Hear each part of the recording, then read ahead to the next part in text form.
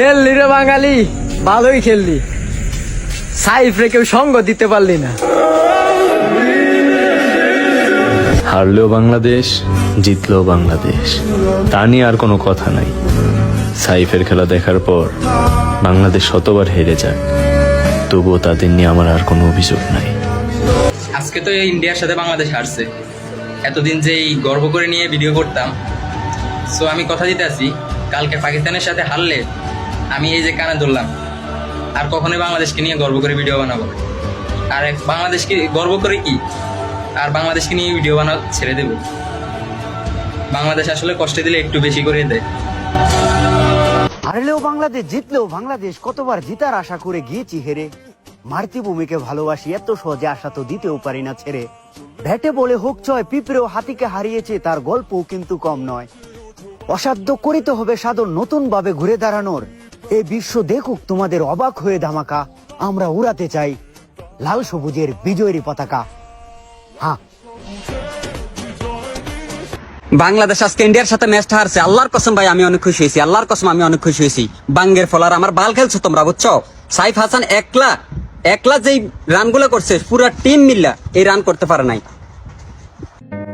আসসালামু আলাইকুম ভাই। জি ভাই, আমি একটা বাংলাদেশের জার্সি অর্ডার দিয়েছিলাম আপনাদের পেজ থেকে। এখন ভাই আমি অর্ডারটা ক্যান্সেল করতে চাই, কারণ ভাই আমি ওই জার্সি নিয়ে কি করব? বাংলাদেশের জার্সি আমার কাছে আর আগে বাংলাদেশ টিম বাংলাদেশে দইলাইতাছে। ভাই অর্ডারটা ক্যান্সেল করেন না ভাই, আমার টাকা ফেরত লাগবে না, আপনি অর্ডারটা ক্যান্সেল করেন। ওই জার্সি আমার আমি কেমনে পড়তাম। যাক ভাই, বাংলাদেশ হারছে, আমার তাতে কোনো দুঃখ নাই। আমি তো বহু খুশি, কারণ ওরা লাস্টে হার্ট অ্যাটাক করার মতো কোনো খেলা দেয়নি। জানে বাঁচাইছিস ভাই তোরা, তোদেরকে আমি সারাটা জীবন ভালোবাসলাম ভাই।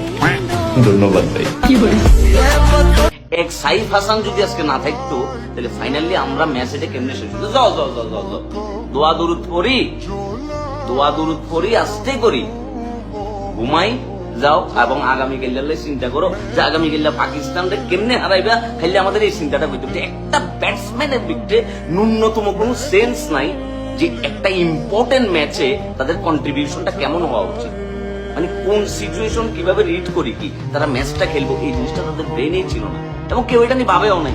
6 বলে 43 রান দরকার, এখন নাসুম আহমেদ আর মুস্তাফিজুর রহমান এই রানটা নিবে না। মানে ম্যাচটা তো এত বেশি হার্ডও ছিল না, আমরা তো আস্তে আস্তে ম্যাচটারে বাইর করে ফেলছিলাম, কিন্তু আমাদের ব্যাটসম্যানদের বিরুদ্ধে ন্যূনতম কোনো সেন্স নাই, ন্যূনতম। দেখো সাইফ হাসানের জন্য হ্যাঁ হক ফুড ইন্ডাস্ট্রিজের এই সুগার ফ্রি বিস্কুটটা গিফট করতাম। ভাইয়া তুমি দুর্দান্ত ব্যাটিং করছো, দুর্দান্ত ব্যাটিং।